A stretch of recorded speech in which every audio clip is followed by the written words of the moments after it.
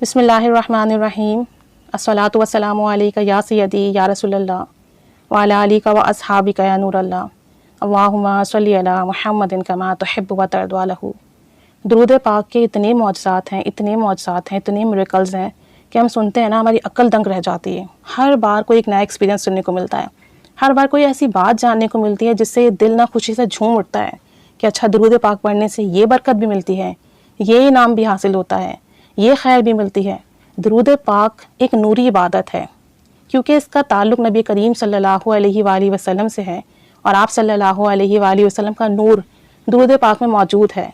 तो पढ़ने वाले को ना ये नूर नसीब होता है और इस नूर की बरकत से उसके गुनाह भी ख़त्म होते हैं, उस पर रहमतें बरसती हैं, उसके दर्जात बुलंद होते हैं, उसे आप सल्लल्लाहु अलैहि वसल्लम का कुर्ब मिलता है, उससे अल्लाह अज़्ज़ व जल का कुर्ब मिलता है, उसके दिन और दुनिया के काम बन जाते हैं, उसका ख़ात्मा ईमान पर होता है।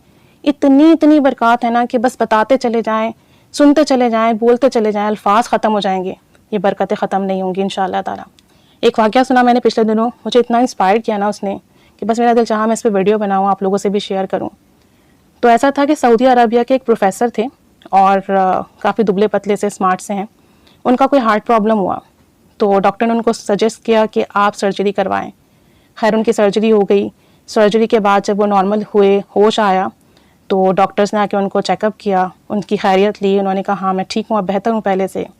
डॉक्टर्स उनसे बातचीत कर रहे थे और जैसे ही डॉक्टर ने ना उनके जितने भी इंस्ट्रूमेंट थे जो उनको लगे हुए थे उस वक्त, जो मशीन्स वगैरह थी, उनको देखा जिसमें हार्ट बीट आती है सब कुछ, तो डॉक्टर हैरान हो गया और परेशान हो गया।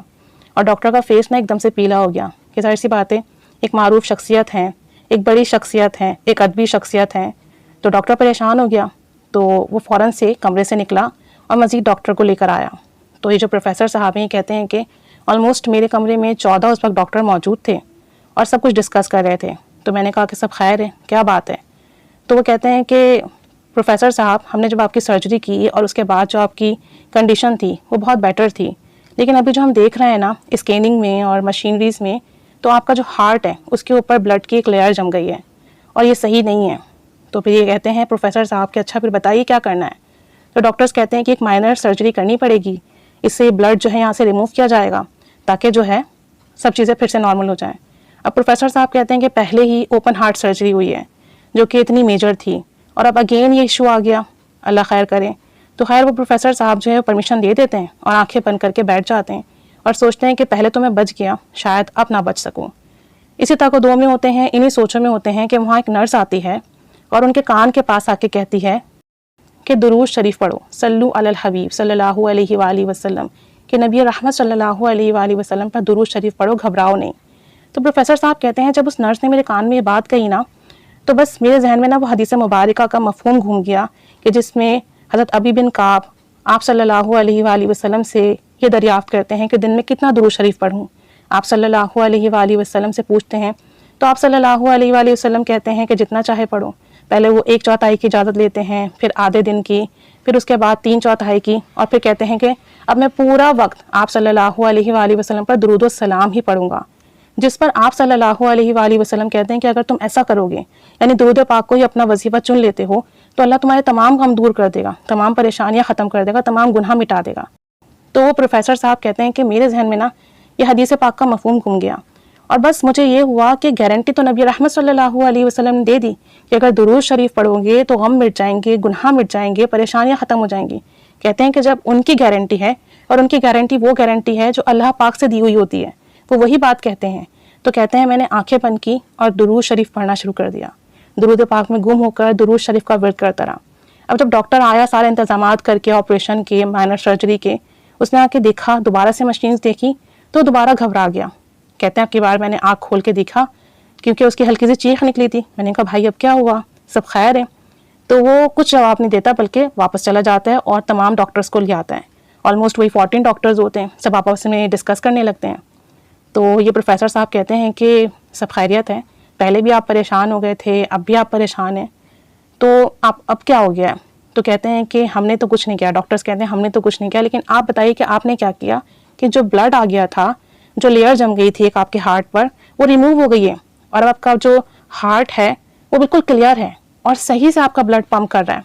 कहते हैं कि डॉक्टर साहब कहते हैं हमने तो कुछ नहीं किया, लेकिन आप बताइए प्रोफेसर साहब आपने क्या किया?